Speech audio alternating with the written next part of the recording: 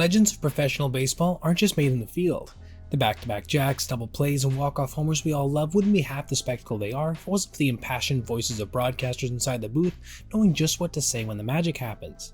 The throw to the plate will be late. The Mariners are going to play for the American League Championship. I don't believe it. Harry Carey exclaiming, "Holy cow," when a covey went long, Vin Scully's "It's time for Dodger baseball," still touted as a cherished pregame ritual, or the gunner, Bobby Prince, whose "We need a bloop and a blast" is forever cemented in the minds of Buccos fans anytime the hometown team is down big and needs a miracle. Suffice to say, these colorful characters make the game, and without them, the sport we love wouldn't even be close to the same. Of course, for every red barber, there are a handful of commentators sitting in the catbird seat who are memorable for all the wrong reasons. Like Joe Morgan, former Cincinnati Reds second baseman turned ESPN color commentator who liked to trot out anecdotes about his playing days. That by itself wouldn't be a problem, except for a number of them were inaccurate. Once Morgan told a story about the baskets hanging from the outfield wall at Wrigley Field. Joe went on and on about how they were put there in the mid-60s so that Ernie Banks could reach the seats more frequently. Morgan claimed the basket row was from then on known as Banks Boulevard.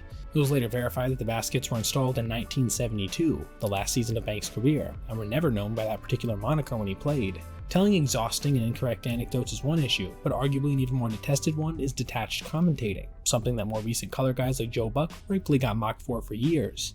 But once in a while, someone comes along who unites these two schools of terrible announcing. So far, the career of Jenny Cavnar, Major League Baseball's first ever full-time female announcer, is trending in that direction. But has she even been given a fair chance? Was she perhaps set up to fail by a team hiring her that she had no prior connection to?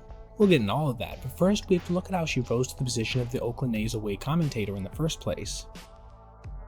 Jenny Cavnar's journey to the booth began with her dad, Steve Cavnar, a Colorado native and member of the Colorado High School Baseball Hall of Fame, who coached high school ball for 36 years, winning state titles in 2001 and again in 2011.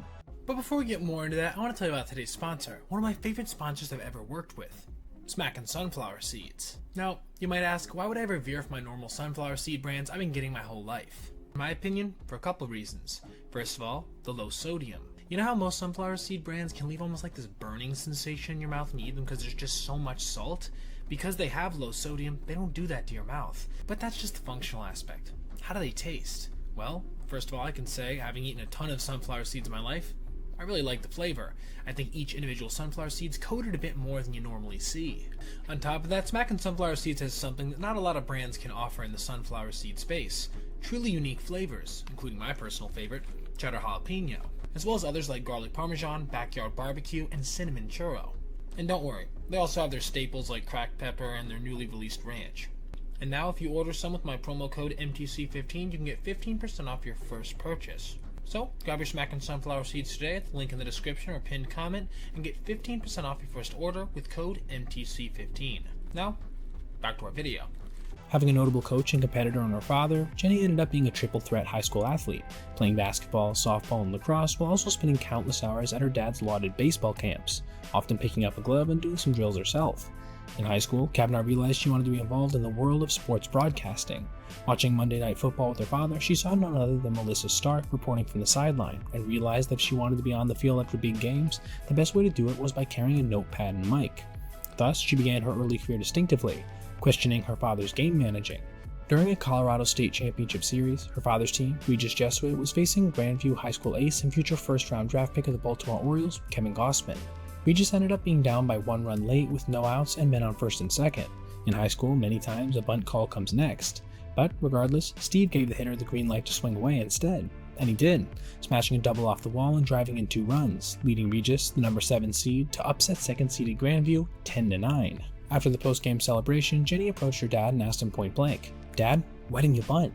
It was a great question, Steve Cavnar remembers wistfully. If we'd hit into a one-hot double play, I probably would have asked myself the same question.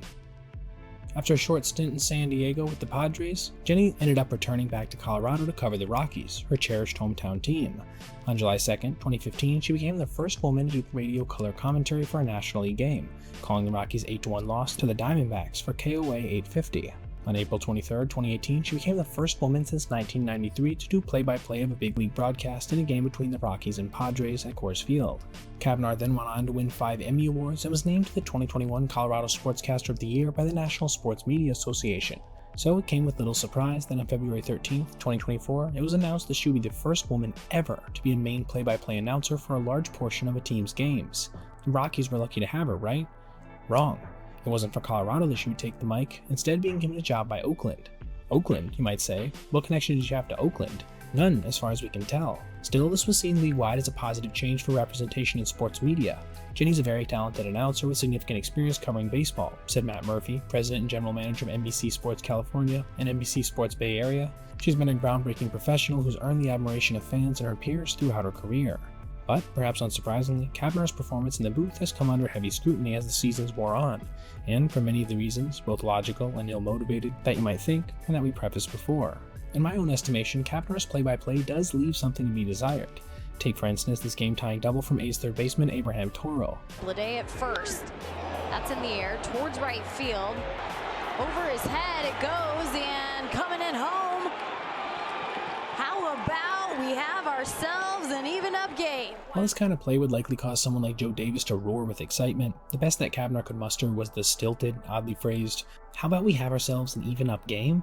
It's this kind of detached play calling that already long languishing A's fans have begun to lash out against. Oakland would go on to win that game 3-2, but a rash of anonymous commenters on social media were noticeably peeved regardless.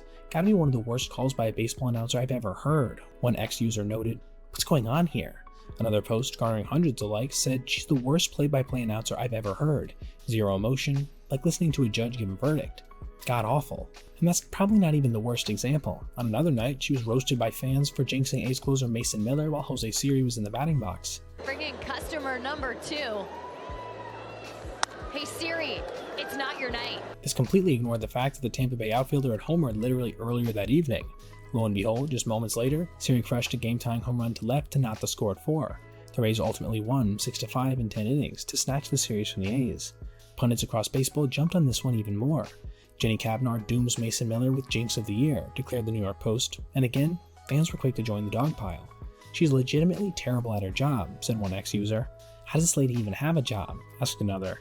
Any video posted regarding this moment seemed to have some kind of negative take towards Jenny, who'd authored another less than iconic moment in the process. On top of those notable examples, there's also her seemingly constant butchering of Brent Rooker's home runs as well, including highlights in KC, Philly, and Seattle. Each one came with a weird quip that again felt forced. In his approach. And for Brent Rooker, he hits one long again. Brent Rooker, see you later. Anything I can do better. I'm a 900-foot day at the office. Well, hello. Okay. Bombs away for Brent Rooker. Man, when he gets a hold of one, he sends it a long ways. Again, this is someone whose hometown squad isn't even in the state, someone with zero connection to this team growing up. She probably isn't that invested, and it comes across like that. To some it feels performative, to the point of cringiness, and to others it just seems like she's a novice with no real clue as to how to go about calling an MLB game.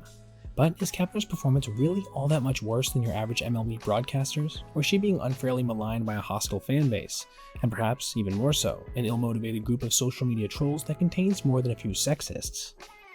First off, it's worth noting, however obviously, that Kavanaugh's poor performance, in our estimation, has nothing to do with her being a woman. If you earnestly believe this to be the reason, and that women don't belong in sports, then that's what you're going to believe. Plain and simple. I won't waste my time trying to explain why that's ludicrous. Any motivations in this vein to see her do poorly are completely immature and damaging to the generations of young women who aspire to a career in broadcasting. However, this isn't to say she's been a good broadcaster in my opinion either.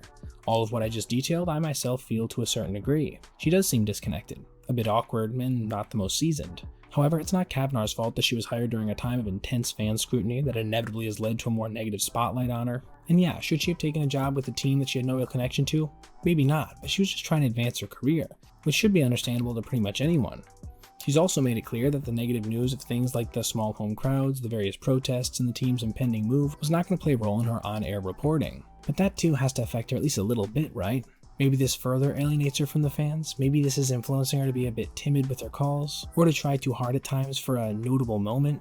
Do we really understand how much of Kavanaugh's scrutiny is due to A's fans being upset at her for being a newbie broadcaster, and how much of it is just them being plain fed up with an inept team? In all honesty, it's probably a combination of both. They have a deservedly short fuse with a mandate that's mistreated them for years, so when they go out and hire a rookie with little investment in the team, why would they not turn against her quickly?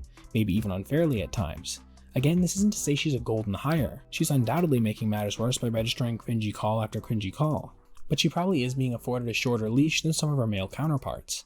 Another factor at play is the head-scratching nature of hiring a fairly green broadcaster as the first regular female voice of an MLB team when there's literally a bevy of other options for more seasoned vets who've been at it in higher profile circumstances, who've registered more national broadcasting gigs at that specific line of work for a longer period of time, with Jessica Mendoza and Lauren Gardner coming to mind, for example. But who knows, maybe it's the penny-pinching ownership at play again here, cutting corners by paying Kavanaugh far less than they would have to these other options, yielding a slower developing product as a result. They've shown they don't really care about their fans' experiences after all. Why change it when it comes to hiring commentators? Either way, the pressure on Kavanaugh as Major League Baseball's first consistent female on-air announcer undoubtedly outweighs her role as the Athletics commentator due to its sheer significance for sports and the greater social world at large. But she's persevering nonetheless, pushing on as the A's have gotten hot during the midsummer months. Given the chance, Kavanaugh will almost surely improve. Since the early part of her career was largely on-field and clubhouse reporting, we can't expect her to be a natural fit right away, especially with a club that she had no real prior connection to. Just like any other job, there's going to be some growing pains, and like anybody else, Kavanaugh should be allowed to make the requisite amount of bad calls at this early stage, as she gets to know the ins and outs of the job and the team itself. That's not to say that we're not, as baseball fans, allowed to call these moments out and poke fun at them, as long as, again, this doesn't start veering towards weird political angles. That just gives baseball itself a bad name after all. That's just the nature of the sport we love, isn't it? Errors happen all the time. Batters whiff, guys walk the bases loaded. It's not a perfect sport, and broadcasters aren't going to be perfect immediately either. But just as the young players of the A's themselves must grow and improve to stay in their positions, so too will Jenny have to grow as a commentator, unless she will eventually be replaced. If that happens, I can only hope that it's based on her work record alone. But for now, all we can do is sit back and hold our breath every time Brent Rooker launches another deep shot in an away park, hoping for some semblance of a normal call as he rounds the bases. Now, thank you for watching. I hope you feel like I was fair, as I try to cover this topic as impartially as I could, considering the sensitive nature of it. If you enjoyed the video, please consider liking and subscribing, and checking out this playlist for other essay content just like this. Have a great rest of your day, everyone.